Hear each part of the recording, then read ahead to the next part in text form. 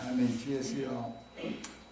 오늘 나누고자 하는 레위기 말씀을 통해서 주님께서 이 세상에 오셔서 이루어 놓으신 구속사를 나의 믿음으로 취해서 나의 것이 되도록 믿음의 말씀, 구원의 말씀이 증거되기를 바라고, 증거되는 말씀을 들을 때 열린 귀로 듣고 열린 마음으로 들어서 하나님의 얼굴 앞에서 하나님의 구원을 함께 누릴 수 있는 축복된 집회가 되도록 이 집회 후에 주님이 친히 주장하시고 주의 성령께서 형제 자매님들 심령과 마음을 만져주시며 주장하시고 많은 것들을 포괄적으로 깊이 있게 깨달아가면서 들을 수 있도록 듣는 줄 주시기를 주의 이름으로 기도합니다.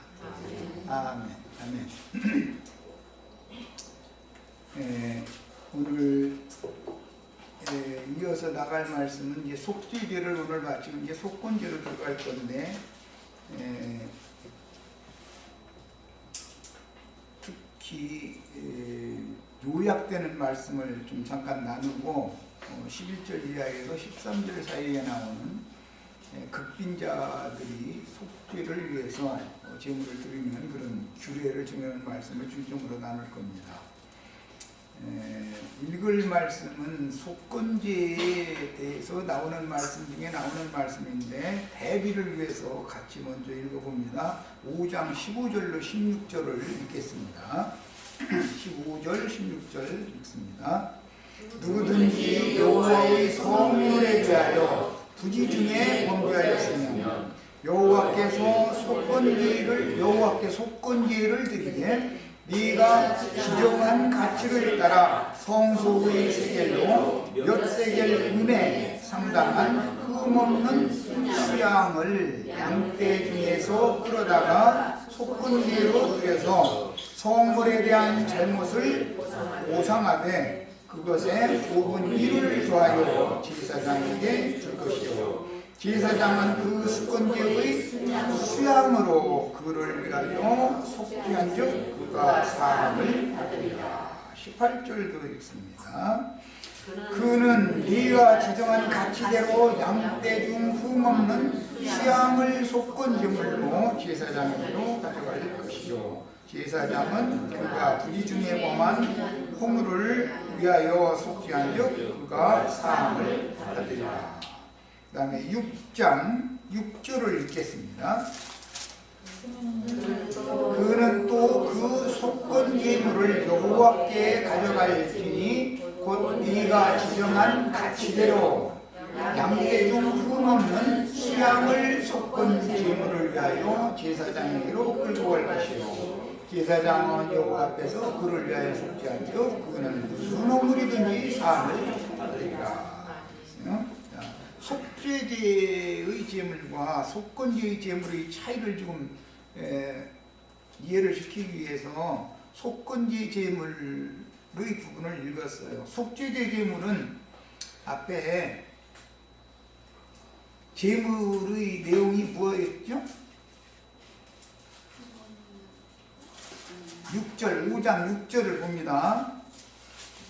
아무리 해줘도 잊어먹었다고 이제 이럴까 봐서 내가 잊어먹지 말라고 하려고 대비시킨 거예요. 지금 5장 6절 봅니다. 그 잘못으로 말미암아 여호와께 속죄제를 드리되 양떼의 암컷 어린 양이나 염소를 끌어다가, 그 지금 오늘 내가 3번 연거푸 속건제에 대해서 이제 말씀을 나가기 위해서 지금 이제 그 차이를 지금 대별할 수 있게 하려고 읽은 거예요. 앞에 그랬는데 무슨 차이가 있는 걸 느꼈어요?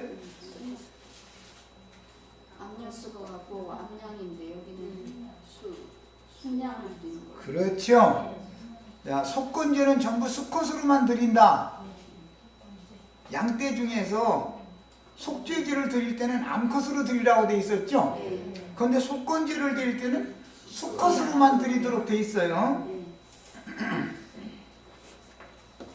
내가 뭐 어떤 성경 읽자고 그러면 아무 생각 없이 그냥 읽는 게 아니야. 양떼의 암컷이나 암컷 어린 양이나 이제 염소를 속죄제로 드리는 경우는 속건제로 드리는 경우와는 이렇게 구별이 된다.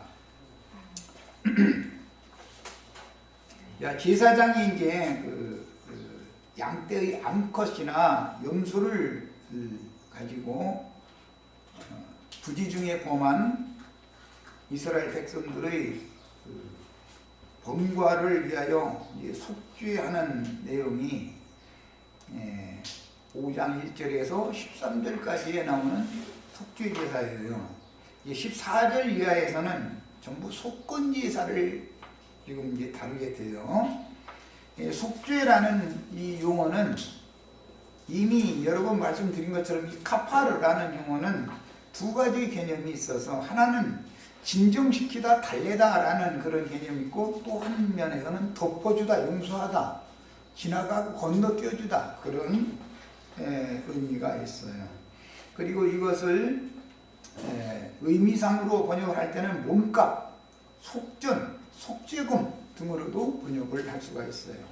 이런 기본 개념을 알고 속죄, 속건을 위한 속죄를 할 거냐, 그냥 부지 중에 범한 세 가지 큰 대별로 자면 크게 세 가지 했었죠.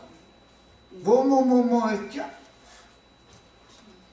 증인의 네, 증인의 역할을 제대로 하지 않은 것 첫째는, 그 다음에는 부정을 만진 것, 그 다음에는 헌맹세를 한 거. 이게 크게 세 가지의 경우는 속죄 제사를 드려야 되는데, 속죄 제사를 드릴 때는 때의 암양이나 염소를 갖다가 전부 암컷으로 바쳤단 말이야. 그 다음에 이제 14절 이하에 나오는 속건을 위한 제사 얘기가 이제 나오게 되는데, 그때는 전부 속건을 위한 제사는 반드시 수양으로만 했다. 그 차이가 있다라는 걸 지금 말씀드린 거예요. 7절에 만일 그의 힘이 어린 양을 바치는 데 미치지 못하면 그가 지은 죄를 속죄하기 위해서는 산비둘기 2마리나 집비둘기 새끼 2마리를 속죄제물로 삼아서, 하나는 속죄제물로, 하나는 번제물로 드려라, 이렇게 되어 있죠. 새를 번제로 드리는 경우는 노아의 때에 까마귀와 비둘기가 물이 감한 여부를 알아보기 위해서 방주에서 내보내졌었죠. 날짐승 중에 노아의 때는 부정한 짐승을 대표하는 날짐승은 까마귀였어요. 정한 짐승을 대표하는 날짐승은 비둘기였어요. 여기서부터 이제 비둘기는 속죄 제물로 사용이 될 수 있는 규례가 오게 된 거예요. 그 속죄제는 피를 흘리는 것이 강조되고 있어요. 제일 중요한 건 속죄라고 하는 것은 피 흘림이 없으면 죄의 사면이 없는 거예요. 속죄가 되지가 않는 거예요. 속죄제 제물로 드릴 때는 피 흘리는 것을 강조해요. 그런데 속죄를 위해서 번제를 드린단 말이야. 그래 이제 번제로 드리는 경우는 헌신을 강조하는 거예요. 번제로 드리는 것은 조각내는 것, 잘라지는 것, 그 다음에 불살라지는 것. 번제 제물은 사람이 먹을 수 없죠.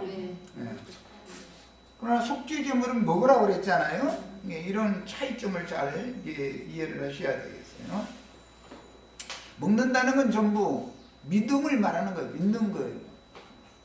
번제 제물이라는 것은 하나님만 잡수실 수 있고 사람이 먹는 게 아니다라는 것이 이제 특징인 거예요. 그 다음에 화목제물의 특징은 헌제자가, 즉 제물을 드려서 제사한 사람들이 나눠 먹는 거예요. 그 화목을 다지는 것이 그 특징이에요. 그 제사를 할 때는 기본 제사 5가지가 있고, 어떤 목적에 따라서 제사를 드리느냐에 따라서 이제 목적 제사다 그래요. 그래서 이제 5장 14절 이하에는 전부 기본 제사를 다루는 것이 아니라 전부 이제는 목적 제사를 5장 14절 이하에서는 다룬다, 이런 말이에요. 그 다음에 번제로 드려지는 날짐승 중에서 가장 특이한 것이 뭐냐면, 멱통을 끄집어내고 나서 날개 쭉지를 찢기 전에 더러운 것을 재버리는 곳에 버려라, 이렇게 우리 번역에 그게 레위기 1장 번제에 보면 비둘기를 번제로 드릴 때 보면 16절에 그것의 모이 주머니와 그 더러운 것을 제거하여 제단 동쪽 재버리는 곳에 던져라 이렇게 되어 있죠. 그런데 그 더러운 것 나나기에 뭐라고 되어 있죠? 깃털이란 말이에요. 깃털. 새는 깃털이 없으면 날 수 없죠. 비둘기가 깃털이 있어야 나르잖아요. 그런데 하나님이 보실 때 번제로 드려질 비둘기의 깃털을 더럽게 본다 이제 그 말이에요. 그러면 그게 무슨 뜻이겠나 이제 생각을 해보는 거예요. 그것은 날짐승의 날개에 붙어서 날 수 있도록 만드는 그 깃털을 하나님이 보실 때는 더럽게 본다 이거예요. 그 깃털을 많이 닦죠. 이 비둘기들 그 물만 있으면 가서 날개 해가지고서 깃털을 자꾸 닦죠. 이제 뭔가 이제 더러운 것이 붙으면 나는데 그게 힘에 붙이고 잘 날 수 없으니까 이제 물론 그렇게 하겠지만은 그것은 다 상징이다. 육신의 생각이라고 하는 것은 즉 풀어진 생각이라고 하는 것은 난다라는 것은 생각을 말하는 거예요. 여기 앉아있지만 집에나 지금 가스불 안 끄놓고 한데 이러고 있을 수 있죠. 그러니까 사람은 얼마든지 날아다닐 수 있게 만들어져 있어. 그런데 집회하러 왔으면 가스불이 안 꺼놓고 왔어도 집에 불 나면 주님께 맡겨야 되는 수밖에 없어. 그런데 여기 앉아있을 필요가 없어. 계속 가스불을 보라면 여기 있으면 뭐예요 그게. 그럼 그 생각이 지금 그 날개 깃털이 더럽다 이게 하나님이 보시기엔 더 정결한 게 아니다 이런 말이야. 그래서 육신의 생각을 비둘기 제물의 더러운 것이라 이렇게 표현을 했어요. 그것은 깃털을 말하는 거예요. 상징이에요. 사람의 풀어진 생각은 하나님이 보실 때 이게 더러운 것이다 말이에요. 이런 성경이 말하고자 하는 의도를 잘 이해를 하시고 나서 이제 11절에서 13절 제물을 속죄를 위해서는 양떼의 암양이나 암염소를 갖다 바쳐야 되는데 그것도 안 되면 비둘기 2마리를 갖다 바쳐라 그랬단 말이에요. 근데 그것도 안 돼. 그러면 가난한 자 중에서도 제일 가난한 것이죠. 오늘 이제 세상적으로 말하면 극빈자예요. 생활보호 대상자예요. 그 사람은 동사무소에 가서 신청을 하면 생활보호 대상자로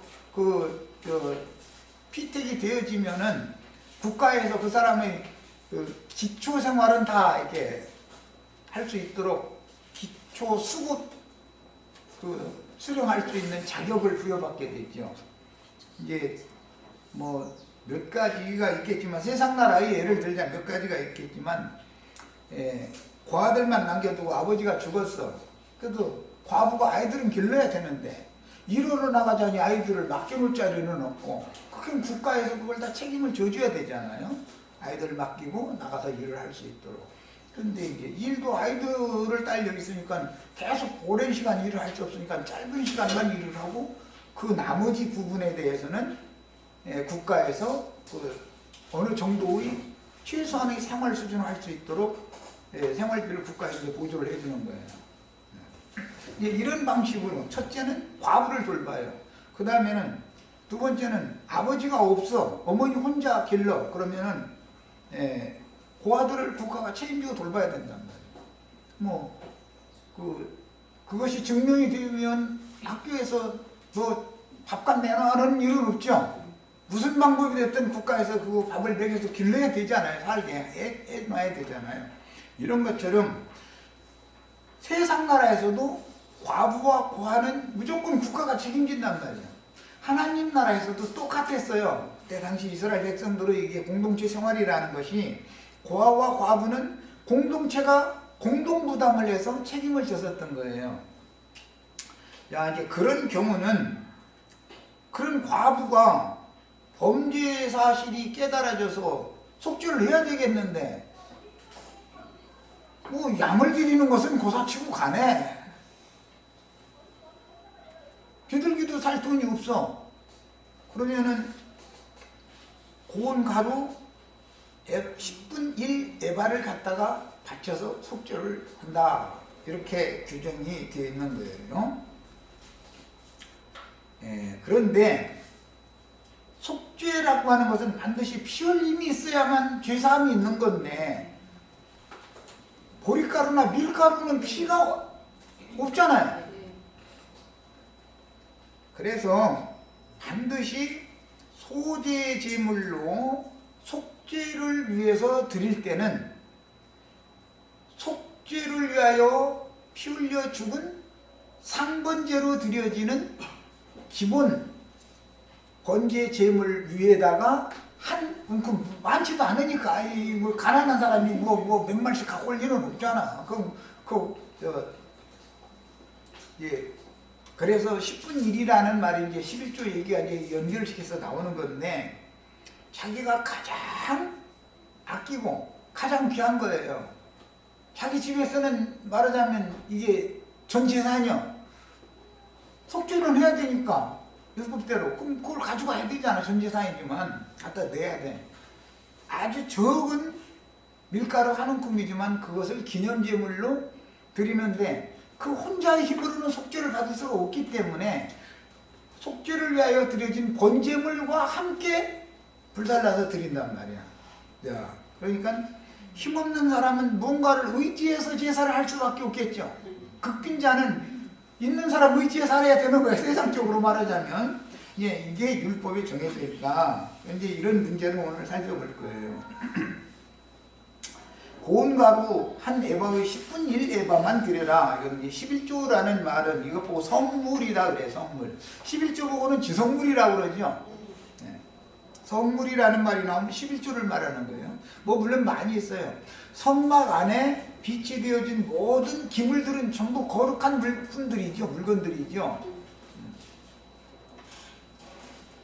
번제단도 노뚜멍도 물두멍도 그 다음에 뭐 금촛대라든지 떡상이라든지 향단이라든지 그 언약궤라든지 속죄판이라든지 이런 모든 이 7가지 모든 기물들은 성막 안에 빛이 되는데 이 기물들은 전부 거룩한 물건들이란 말이야. 그래서 이제 그런 경우를 성물이다 그래요. 로마서 1장에 보면 도적질을 말라 하고 가르치면서 신전의 물건을 너희가 도둑질 하느냐 이렇게 반문하는 말씀이 나오죠. 유대교 지도자들은 율법으로는 도둑질 하지 말라고 가르친다는 거예요. 백성들한테. 그런데 자신들은 성전에 빛이 되어져 있는 거룩한 성물을 훔친다는 거예요. 그러면 아니 제사장이 원래 밤에 와서 무슨 번제단을 짊어지고 가겠어요? 아니면 속죄소 금판 뚜껑을 도둑질해 가겠어요? 그게 그런 말이 아닐 거 아니냐 이 말이에요. 죄송하지만 오늘날 또 할 수 없이만 안 할 수가 없어요. 신부님들 목사님들은 거룩한 성전 기물들 다 도둑질해간 도둑놈들이죠. 그런데 엉뚱한 불쌍한 백성들도 이 과부들 불러다 놓고 나서는 고아와 과부를 족쳐가지고서 헌물과 그들한테 받아낸 헌물과 미석으로 큰 집 지어놓고 나서는 자기네들이 거기서 거드름 피고 있죠. 이 하나님 오실 땐 이게 아주 제일 악한 도둑놈들이요. 하나님 오실 때는. 그런데 고아들 보고 11조 뛰면 도둑놈이라고 막 외쳐대는 거야. 하나님이 보시는 도둑놈과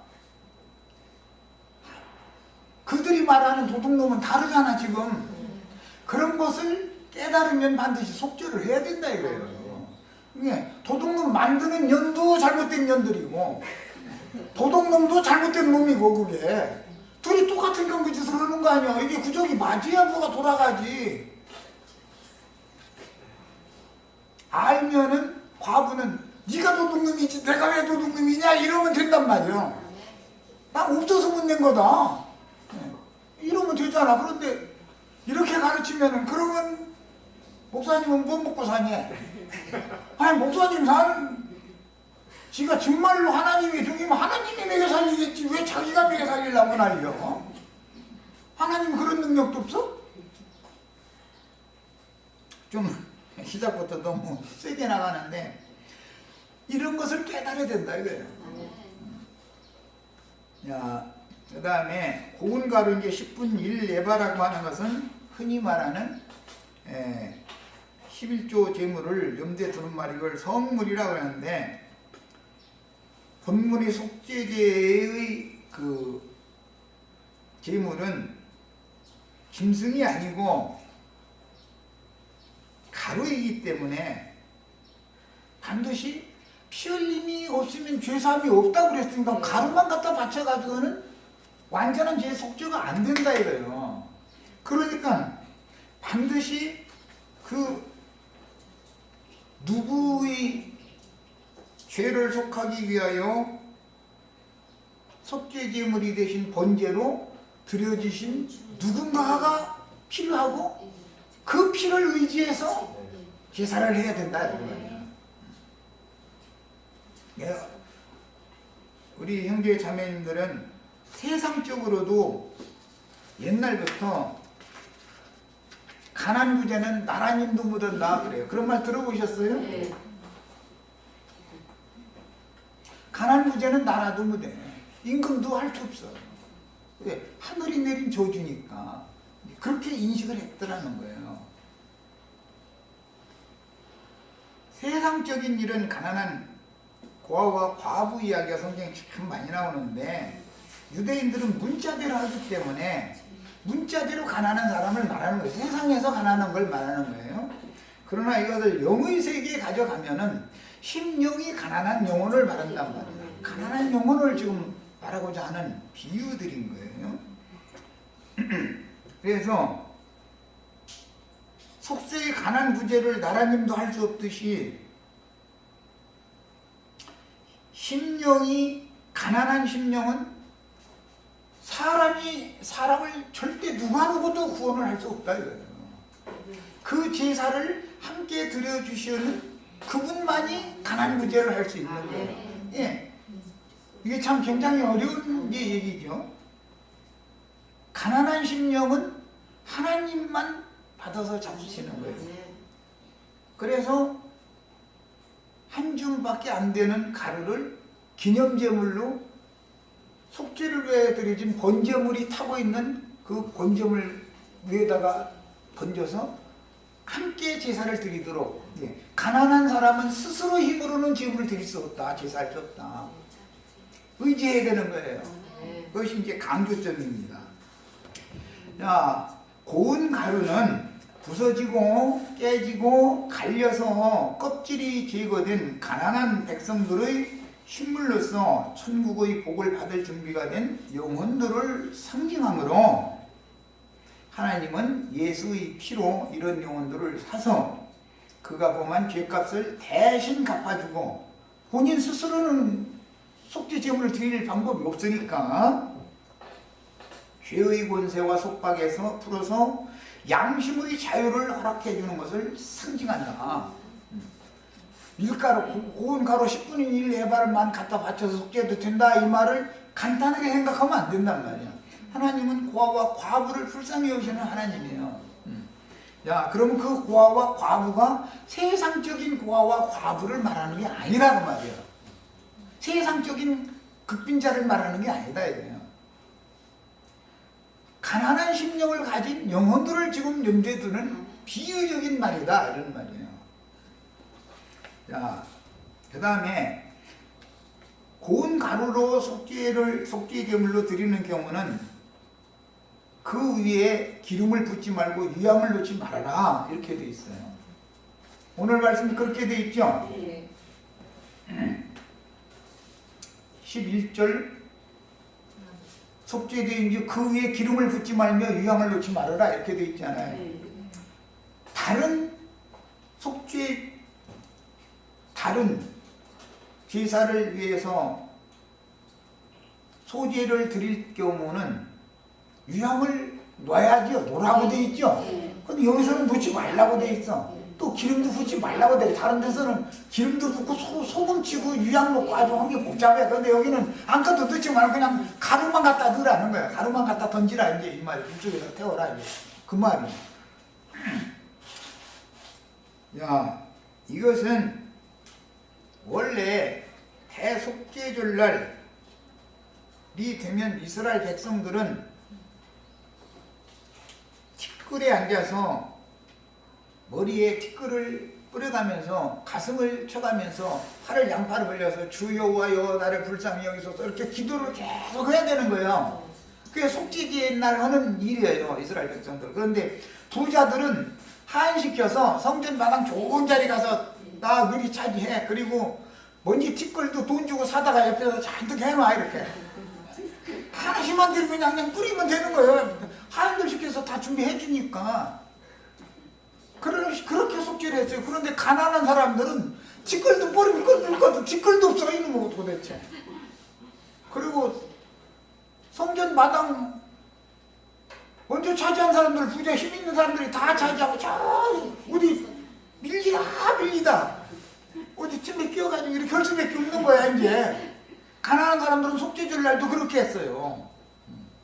그 세상사의 이치를 이제 보는 거예요. 영적으로 이걸 이제 적용을 하는 거예요. 매년 속죄절일 날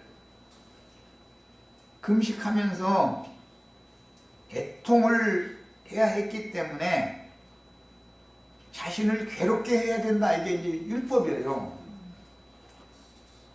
그 가난한 사람은 가슴이나 치야지. 하나님 앞에 죄는 하늘같이 많은데 하늘이 닿도록 자신의 죄는 쌓여 있는데 죄빚을 갚을 힘이 없다 이거예요. 그러니까 꼽사리 끼는 수밖에 매사가 다 꼽사리 끼는 수밖에 없는 거예요 지금 상황이. 그럼 이 사람이 거기다가 유약 넣고 뭐 기름치고 뭐 할 여유가 있겠어요? 기쁨으로 드리는 제사를 할 수 없다 이거예요. 서원제나 그 감사제를 드리는 사람들처럼 그렇게 제물을 드리는 게 아니다 그래요. 워낙에 가난하니까 또 그 유향이나 뭐 기름이나 이거 붓고 말 걸 것도 없고 원래가. 그래서 이런 구약성경의 율법제도가 신약성경에 와서 어떻게 예수님이 이제 구약성경에도 이제 그 선지자들이 이걸 해석을 쭉 해가는 것이 있었기 때문에 예수님이 그 선지자들이 해석을 가지고 이제 재해석을 해주신 건데, 가난한 과부가 2렙돈을 성전에다가 갖다 넣었다 그랬어. 그런데 부자들이 많은 돈을 넣은 것보다도 더 많이 드린 것은 그 과부는 생활비 전부를 갖다 넣었다는 거예요. 생활비 전부를 넣었다라는 말은 이제 삶을 포기했다는 말이 살수만 애도 남았다는 말이에요. 포기했다. 이 얘기하면 특히 우리 저 김자매 또 오늘 울을까 무섭네. 어차피 죽을 거 주님 앞에 드리고 죽겠다. 한 끼 더 먹고 죽으나 한 끼 먹을 밖에 사실 그 끼니거리가 그거밖에 남은 거라는 건 남았으니까 에휴 주님께 제사나 드리고 깨끗한 상태로 죄나 사면받고 가겠다. 그랬다 그 말이요. 그러니까 2렙돈 생활비 전부는 얘기를 그냥 간단하게 생각하시면 안 돼. 신약성경이라는 건 굉장히 어려운 거예요. 구약성경 율법으로부터 시작해서 선지자들의 가르침 이런 모든 것들이 종합적으로 한 줄에 딱 이렇게 되어 있는 거예요. 신약성경은 그만큼 어려운 거예요. 그래서 참으로 깨지고 낮아진 가난한 과부는 자신의 생활비 전부를 드린 것이었는데 돈의 액수가 문제가 아니라 재물의 크기가 문제가 아니다. 하나님 오실 때는 말이야. 그의 간절한 마음은 하나님의 마음을 아프게 했다는 거예요. 그래서 하나님이 그 과부를 측은히 여기심으로 하나님께서는 그 가난한 과부의 재물을 받으시고 당연히 그녀의 생활을 친히 돌보신다는 거예요. 이게 얼마나 중요한 말인지를 잘 아셔야 되겠어요. 그래서 극한 이것이 이제 역사상에는 기근의 때에 하나님의 보내심을 받은 선지자를 영접해서 오늘 한 끼 꼬리가 딱 남았어. 밀가루 한 줌하고 기름 조금 먹고 남았는데, 아니 선지자가 오더니 그걸로 떡 만들어한테 가지고서는 나부터 먼저 공개를 해달라고 그런단 말이야. 이게 하나님이 보낸 선지자가 부자의 모습으로 왔다, 거지 모습으로 왔다. 아니 얻어먹으러 가면 부잣집에 가야지. 나한테 그런 선지자가 오시면, 아니 내 수중에 뭐가 있다고 찾아와도 나한테 얻어먹으러 왔느냐고. 저쪽 집에 가면 부자들 많잖냐고. 그쪽 동네로 가시라고 그랬을 거예요. 나 영접 안 했을 거야. 나는 분명히 난 영접 안 했어. 그런데 하나님이 이 과부가 이 한 끼, 마지막 한 끼 먹을 거리밖에 안 남은 걸 하나님이 알고 선지자를 보낸 거예요? 몰라서 보낸 거예요 지금? 알고서 보내셨으면 뺏어는 먹지 말이야 할 거 아니에요. 어? 이게 작은 시험이겠냐 이거예요. 만약에 우리 형제 자매님들 집에 오늘 한 끼 딱 먹고 어디 가서 돈을 다시는 구해올 방법은 아무리 봐도 없어. 그러면 지난번 신문에 나왔죠. 송파세 모녀. 그 사람은 보험료를, 건강보험료를 뭐 3만 8천 얼마를 냈는데 이명박 씨는 6천 원만 낸다잖아요. 야, 이것이 나라냐? 이게 그때 떠들었어요. 그런데 그때 싹 지나가면 그뿐이야. 이명박 씨는 6천 원은 애들 껌값이나 많아. 그건 뭐 흘려도 모르는 돈이지. 송파세 모녀는 3만 8천 뭐 얼마인가 600원인가 500원인가 뭐 얼마를 냈다는 거예요. 그럼 이게 나라가 아니죠. 이러면 안 되는 것이죠. 그래도 세상 나라는 이렇게 해야 된다고 해서 누르면 꼼짝도 못 하는 거예요. 하나님 이름을 다 보고 계신다는 거예요. 하나님이 이걸 모를 줄 아느냐 이 말이에요. 이것을 바꿔야 된다고 떠드는 사람만 저 말 안 들어서 안 되겠구만. 저 손 좀 봐. 잃어버리지. 이런 걸 가지고 나처럼 떠들면은 이 사회를 소란케 하는 그 이상한 놈과 저보다 저 잃어버려. 그래서 저희가 계속 잘했다는 거예요. 그러면 저희 말만 그냥 들어주면 잘 먹고 잘 살게 해준다는 거예요. 송파세 모녀는 밀린 월세를 딱 남겨두고 자살했다는 거예요. 도둑놈 소리는 안 듣겠다고 더 이상 어디가 구할 데는 없고 어차피 죽어야 되면 이것으로 죽겠다. 세상에서 딱 보여준 거예요. 그림이 이렇게. 이런 일은 이스라엘 사회에서도 있었다라는 말이에요. 이스라엘 사회에서. 이 세상 나라라는 건 반드시 이게 있게 돼 있어요. 우리가 만약에 자식 새끼하고 남편은 죽어가지고 가세가 기울기 시작하더니 죽어라고 일을 해도 뭐 풀칠을 하고 사는 것도 힘들어. 여자 혼자서 저 자식들 길러가면서 살려면 얼마나 힘들겠어. 점점 더 어려워지지. 점점 나아질 수는 없는 일이거든. 야, 그런데 하나님의 사람을 보낼 때 부잣집에 가서 얻어먹게 보냈으면은, 그리고 그때가 3년 반 동안 기근이 엄습한 극한 기근의 상황인데,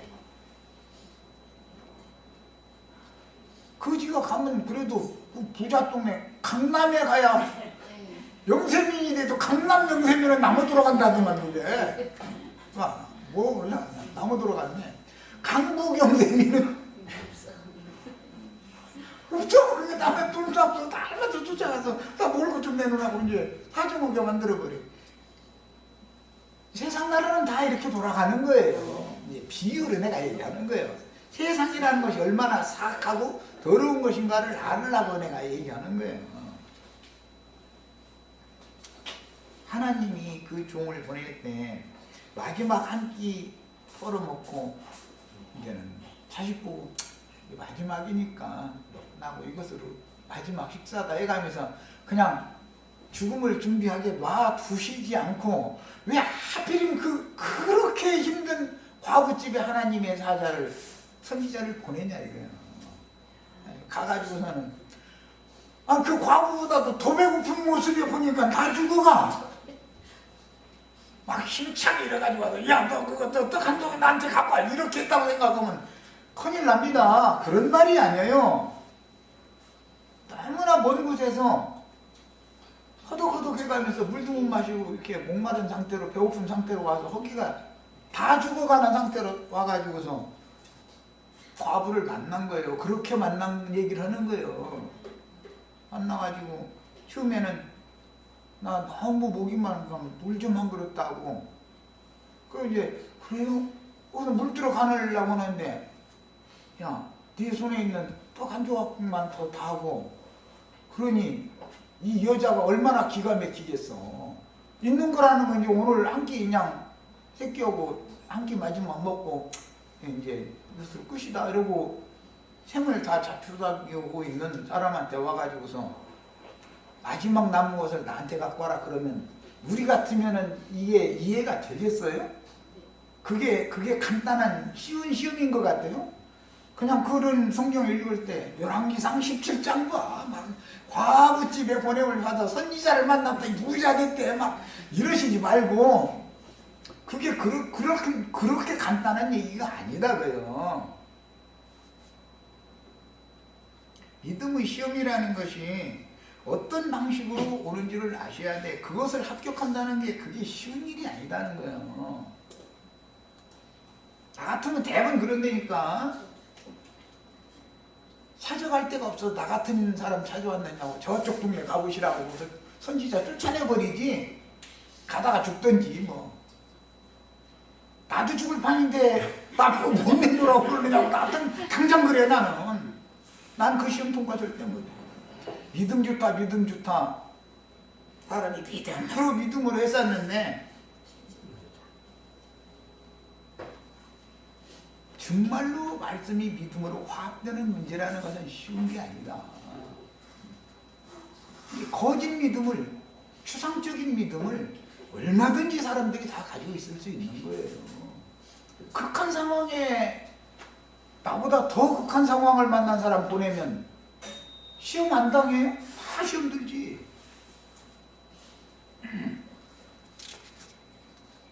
자, 이제 열왕기상 17장 8절로 16절 본인의 성경으로 읽습니다.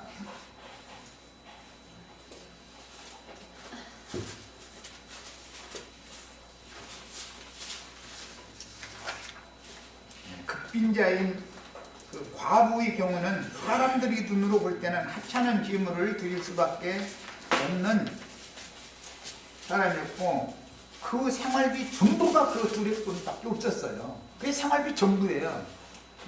그거 주면 살 수 없는 거죠. 이제 죽는 거죠. 죽음의 문턱에서 마지막 것을 하나님께 바치고 자신은 생을 포기했다 그 말이에요. 그러니까 이런 말이 신약 성경에 그런 뭐 가난한 과부가 두랩돈을 넣었는데 다른 사람보다 더 많은 것을 뭐 넣었다. 그 생활비 전부를 갖다 드린 거다. 이제 이런 얘기가 한 줄로 이렇게 딱 두 줄도 아니야. 한 줄이요. 이렇게 딱 돼 있으니까 그냥 뭐 과부 얘기네. 뭐 이래버리면 안 된단 말이야. 성경이 말하는 의도를 알아야 돼요. 그것은 율법에서 하나님이 가난한 고아와 과부의 아버지가 되시고 남편이 되신다라고 율법에 계속 그 말씀이 나와요. 이것을 선지자들이 해석을 어떻게 하는지를 우리가 알아야만 신약성경을 이해할 수 있다는 말이에요. 신약성경을. 오늘은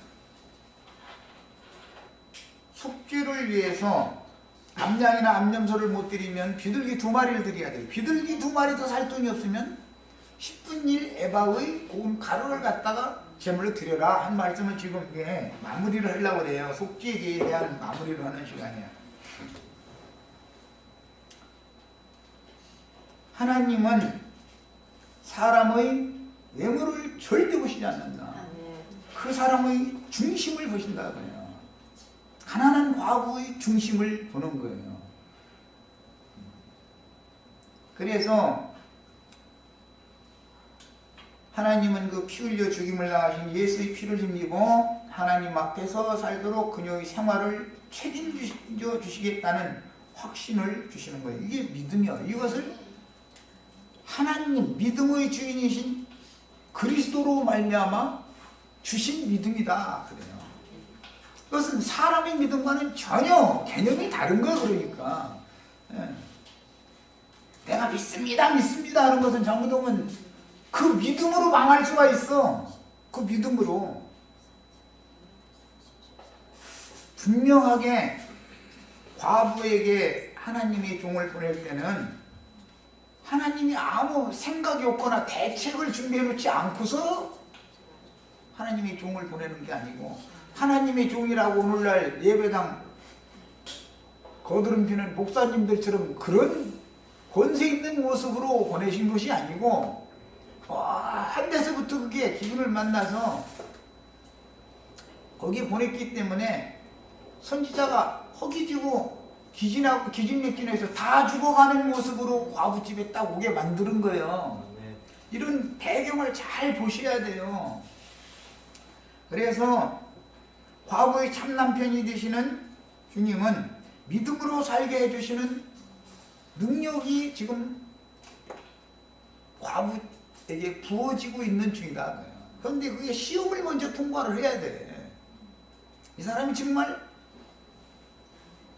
말씀을 믿는 사람인지, 하나님의 능력을 믿는 사람인지, 하나님의 손을 의지하는 사람인지, 이걸 시험을 먼저 하는 거예요. 자, 이제 에베소서 17장 8절부터 16절 읽습니다. 여호와의 말씀이 엘리야에게 임하여 이르시되 너는 일어나 시돈에 속한 사르밧으로 가서 거기 머물라. 그냥 잠깐 지나가라고 한 게 아니죠. 과부집에서 함께 사는 거예요. 그 말은 선지자가 이 과부의 남편이 되는 거예요. 선지자의 그 아들, 그 고아된 아비를 잃었던 자는 선지자가 아버지 노릇 해주러 가는 거예요. 지금 그 말이요. 내가 그곳 과부에게 명령하여 네게 음식을 주게 하였느니라. 이미 과부가 이 시험을 통과할 수 있게 돼 있죠. 하나님이 과부에게 엘리야를 공개할 수 있도록 이미 다 믿음을 주어 있기 때문에 그 하나님이 그렇게 음식을 네게 주게 하셨느니라. 이 문제 때문에 과부가 거짓 선지자를 공개할 수가 있는 것이지, 하나님이 이미 주신 이 믿음이 없으면 어떻게 생활비 전부를 톡 털어서 내놓으라는 사람한테 당신 미쳤느냐고, 이 가뭄에 지금 가뭄 이것도 안 해도 3년 반이 지금 끝나가고 있는 중 아니냐고. 이런 상황에서 남편도 없는 내가 얼마나 이 새끼 안 죽이고 살아남으려고 발버둥 쳤는데 이제는 더 이상은 나도 한계에 왔다. 자기 사정 얘기부터 얘기하지 그러라고 이렇게 순종하겠냐 이 말이야. 내가 지금 하는 말 이해하시죠? 그래서 엘리야도 또 순종을 해서 그가 일어나 사르밧으로 가서, 이게 신약 복음서에 보면 예수님이 이 말씀을 했죠. 이스라엘의 당시에 많은 과부들이 있었다. 그런데 시돈 사람, 이방인이죠. 이스라엘 과부도 아니요. 이건 이방 땅의 과부요. 시돈 사람, 시돈 땅의 사르밧이라고 하는 곳에 있는 한 과부한테 보냄을 받았다. 선지자가 자기 동네에서는, 자기 고향에서는 존경을 받지 못하는 것이다. 이스라엘 나라 사람들은 하나님의 말씀을 다 아는 사람들이지만 선지자가 보냄을 받으면 배척하게 돼 있다. 이방 과부한테 보냄 받으면 영접을 하게 돼 있다. 이 말이요. 그러니 이게 하나님의 비밀이라는 거예요. 하나님은 모든 우주 만물의 모든 것이 돌아가는 정황을 한눈에 다 꿰뚫어 보고 계신 분이야. 인간들의 어떤 인간의 됨됨이를 다 보시고 계셔. 하나님의 주음은 이런 방식으로 이스라엘의 많은, 기왕이면 이스라엘 과부들한테 보내셔야 될 것 같지 않아? 우리 생각에는. 하나님 백성이 선택한 백성이니까. 그런데 시돈 땅의 시돈에 속한 사르밧이라고 하는 곳으로 선지자를 보내더라는 거예요. 자, 시간이 됐으면 저 시간 일단 마치고 다음 시간에 이어서 하겠습니다.